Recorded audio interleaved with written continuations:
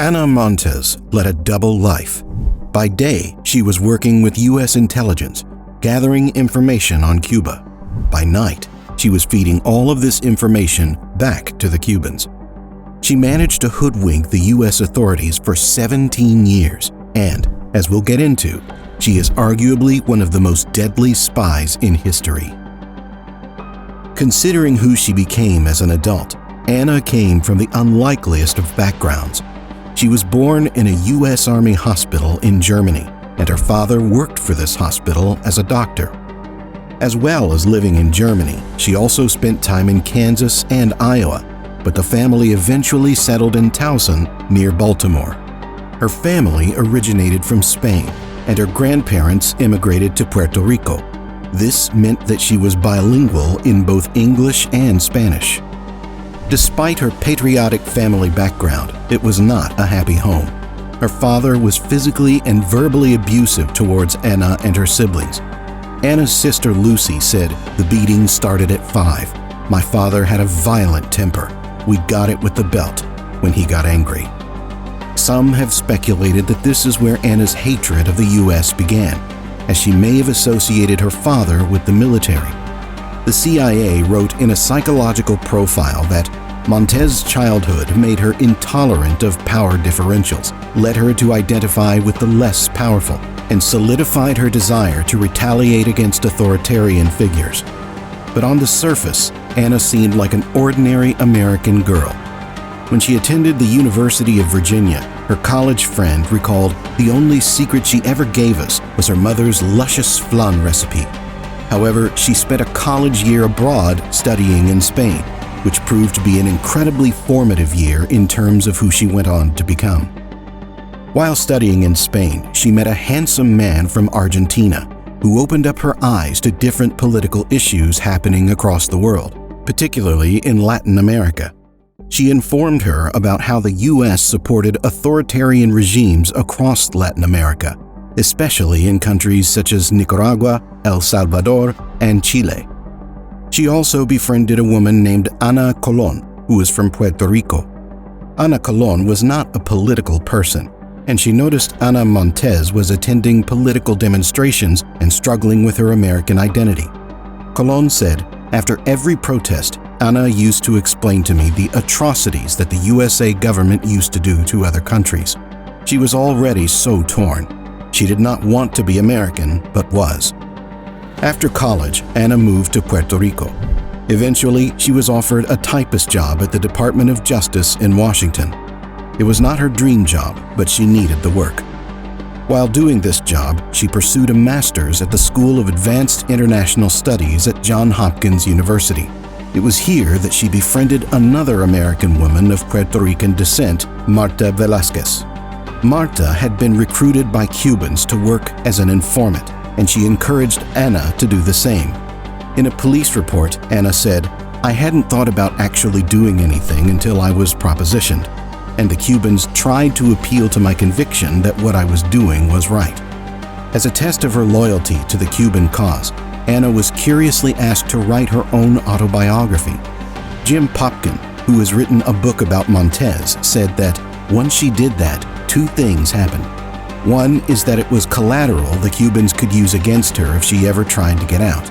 Number 2, they now knew what buttons to push because they kind of understood her psychology, more than they would have otherwise, and so they were able to manipulate her, play up to her desire for grandiosity and her desire to serve a greater good. In 1984, Ana was given spy training by the Cuban government. She secretly visited Cuba in 1985, where she was instructed to continue to climb the ladder in the Department of Justice. The more senior she became, the more precious information she would receive. And it was not just Cuba that Montes was focused on. Any information about Russia, China, or any U.S. enemies would be passed on from Havana to the relevant country.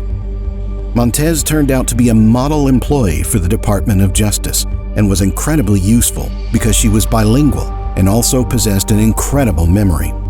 It was these 2 gifts that she would be using for and against the Department of Justice. Ana's new career was great news for her family. Her sister Lucy was working for the Defense Department in Miami and was delighted for Ana. Lucy thought that now that they were in the same line of work, this would give him a lot more to talk about.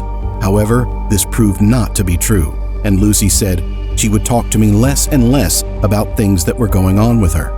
Another sibling, Alberto Tito Montes, was working as an FBI agent in Atlanta. For her friends back in Spain, Ana's new job did not make much sense. Ana Colon said, "I was dumbfounded. I couldn't understand why somebody with her leftist beliefs would be willing to work for the USA government and for the military." Eventually, Ana Montes cut her off and refused to respond to her letters. Colon persistently sent letters for 2 years but did not get any response. For both friends and family, Ana was becoming more and more distant. At work, Ana led a fairly quiet life. She would have lunch at her desk, where she would spend more time consuming and memorizing documents, and she almost always declined any invitations to social events. And any time she was playful and charming was retrospectively looked upon as her trying to get further access to secret information. On the surface, Montes was an incredibly useful employee for the Defense Intelligence Agency.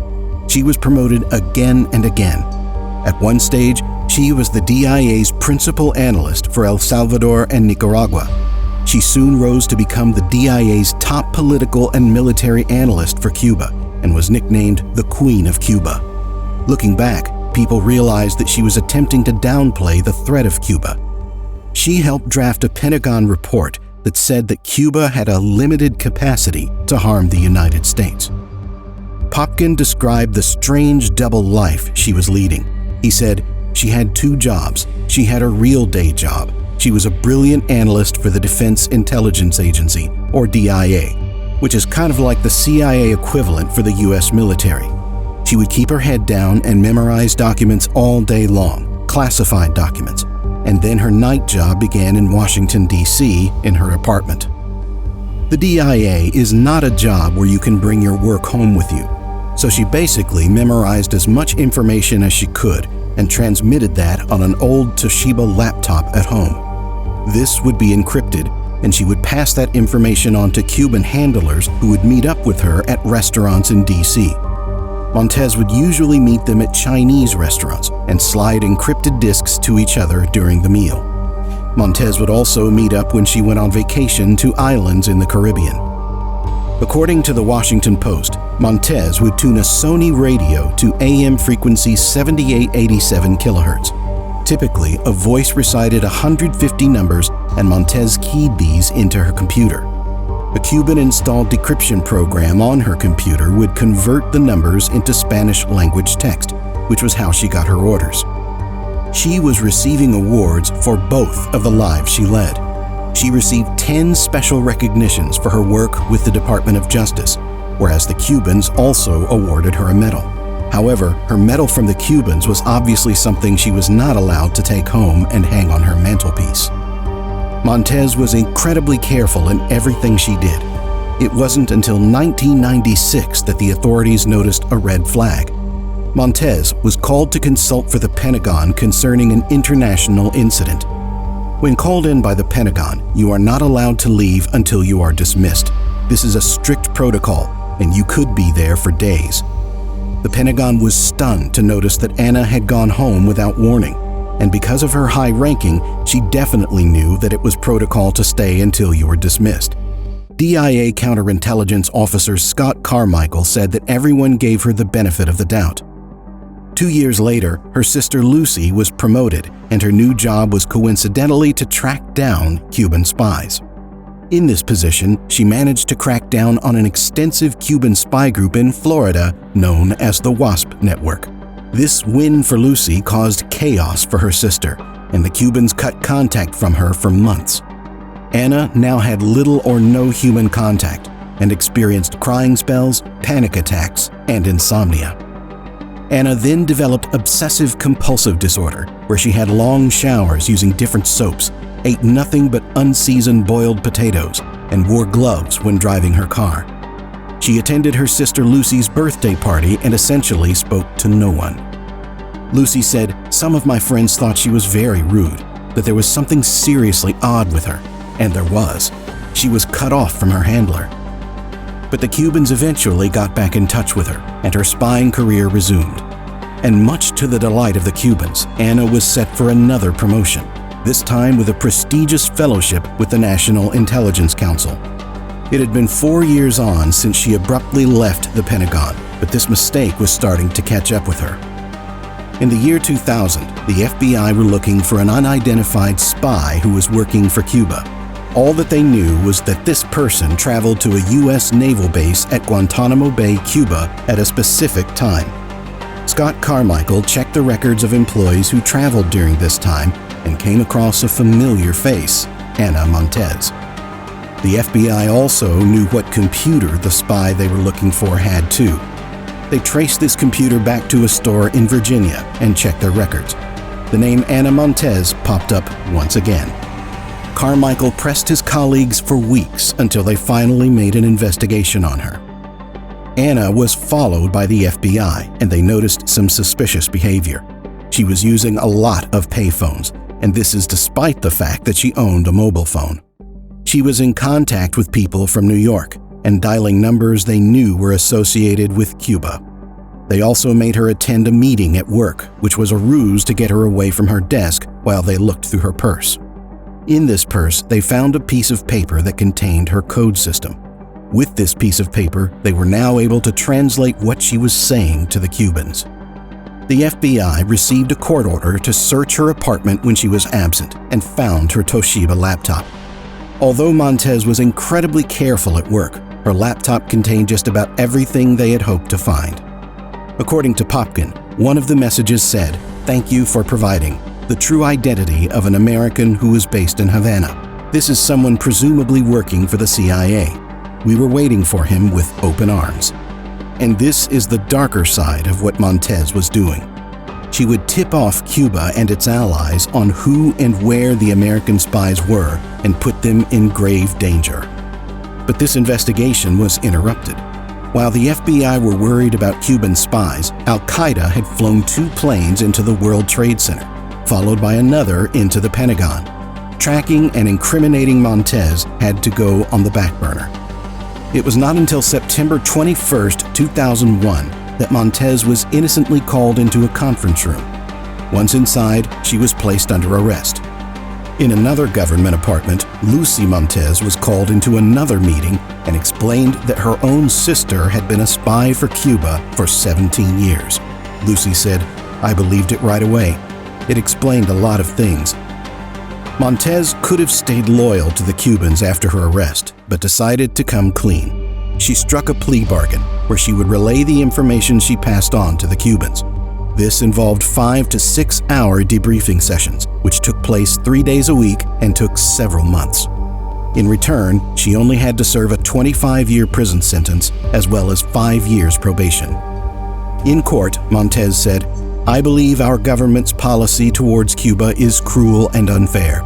I felt morally obligated to help the island defend itself from our efforts to impose our values and our political system on it." And in a prison letter, she wrote, "Prison is one of the last places I would have ever chosen to be in, but some things in life are worth going to prison for." Her friend Ana Colon could not believe what had happened, and she didn't think that her old friend was a hero for what she did either.